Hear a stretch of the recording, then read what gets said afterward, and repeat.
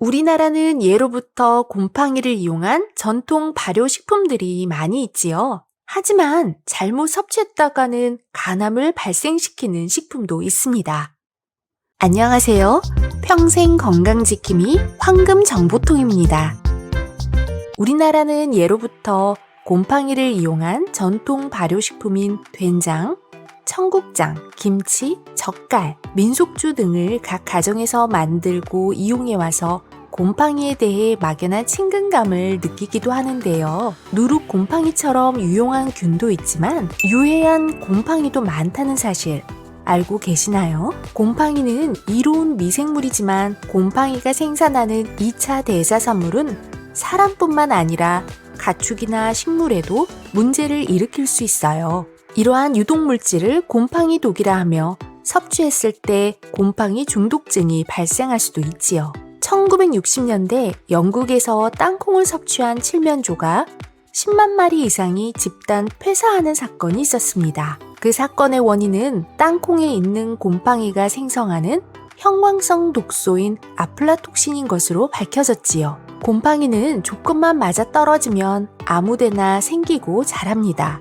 빵이나 떡은 물론 집 벽이나 기둥, 벽지, 옷, 플라스틱, 유리, 렌즈 등을 가리지 않지요. 곰팡이가 피면 부식이 생깁니다. 음식은 상한 맛과 냄새가 나고 그 종류에 따라 독성이 생기기도 하지요. 독성이 강해서 인체에 악영향을 주는 대표적인 곰팡이 중에 하나가 바로 아플라톡신입니다. 아플라톡신은 강한 간독성 물질로 간암을 유발할 수 있어요. 세계보건기구 산하 국제암연구소는 간암을 유발하는 1군 위험 요인으로 분류하고 있습니다. 아플라톡신 중 B1은 1급 발암물질로 아플라톡신 중 독성이 강하고 발암성, 유전 독성, 면역 독성을 가지고 있기 때문에 아주 조심해야 해요. 비단 암이 아니더라도 아플라톡신을 다량 섭취하게 되면 출혈, 설사, 당경변 등을 일으킬 수 있고 내성이 없는 어린이들에게는 발육부진 및 저체중을 초래하는 것은 물론 심각할 경우에는 사망에 이르게 하기도 합니다. 간염을 가지고 있는 사람이 아플라톡신을 섭취한다면 간암 발생 위험도가 60배 이상으로 올라간다는 연구 결과도 있습니다. 곰팡이 독은 열에 강하고 가공 과정에서도 잔류성이 높아 섭취 시 건강에 치명적일 수 있어요. 따라서 곰팡이 중독이 발생하기 쉬운 식품을 미리 알고 주의하여 섭취하도록 하는 것이 중요하지요. 아플라톡신은 쌀, 땅콩을 비롯한 탄수화물이 풍부한 농산물이나 곡류에서 잘 번식합니다. 껍질이 벗겨진 상태로 고온 다습한 환경에 오랜 시간 노출이 되면 곰팡이가 발생하여 곰팡이 독소인 아플라톡신을 생성하는 것이지요.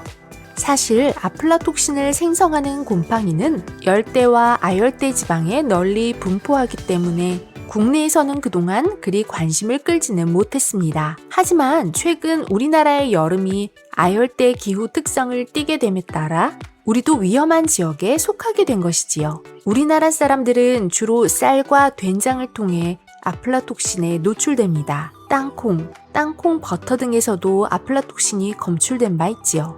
특히 수입 땅콩에서 아플라톡신이 검출된 사례는 여러 번 있었습니다.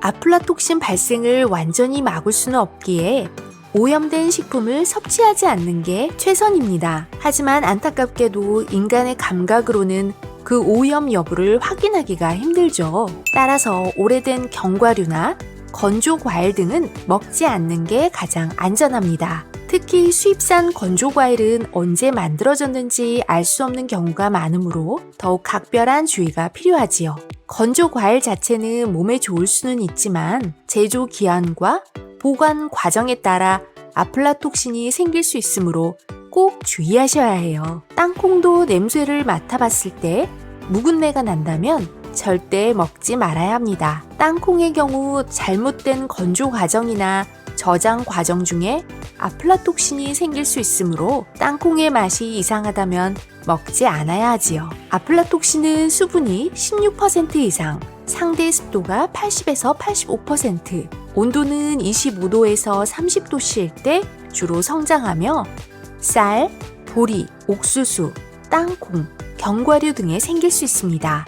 벌레 먹은 식품이나 쌀을 씻을 때 검은 물이나 파란 물이 나온다면 곰팡이 오염을 의심해야 하지요. 곰팡이가 있어도 끓이거나 뜨거운 열을 가하면 괜찮다고 생각할 수도 있지만 아플라톡신은 열에 강해 일반 가열 조리 과정에서는 파괴되지 않고 260에서 270도씨 이상으로 가열해야 분해가 됩니다. 하지만 일반 가정에서 이렇게 높은 온도로 독소를 없애기는 어렵지요.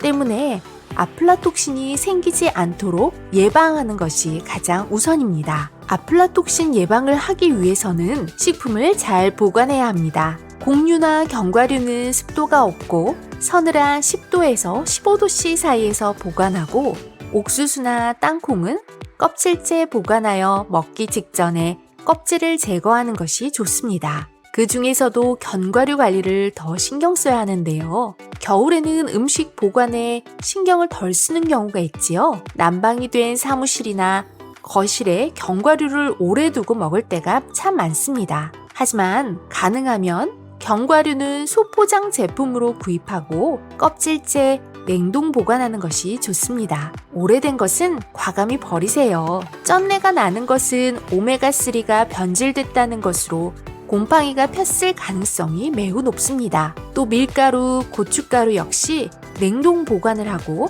쌀은 페트병에 밀봉 후 김치 냉장고에 보관하는 것도 방법이지요. 특히 먹다 남은 식품은 밀폐 용기에 담아 냉장 보관하여 곰팡이가 생기지 않도록 해야 합니다. 되도록 오래된 음식 재료는 사용하지 않는 것이 좋고 곰팡이가 생겼다면 무엇보다도 절대 섭취하지 않고 버려야 합니다. 음식물 쓰레기통은 꼭 닫아 보관하고 다른 음식물과는 멀리 두는 것이 좋습니다. 아플라톡신이 생긴 음식물이 공기 중에 노출되어 다른 음식을 감염시키거나 또는 호흡기로 들어올 수 있기 때문에 음식물 쓰레기통은 꼭 닫아두세요. 그렇다면 곰팡이 독을 잘 배출하는 방법에는 어떤 것들이 있을까요?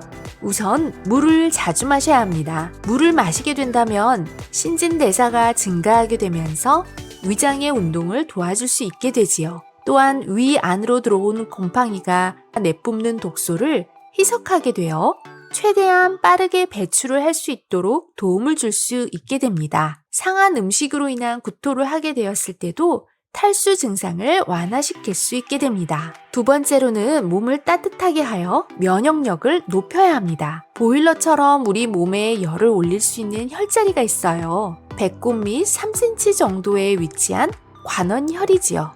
이곳을 따뜻하게 하면 온몸의 혈액순환에 도움이 됩니다. 온몸을 따뜻하게 해줄 찜질팩도 도움이 되지요.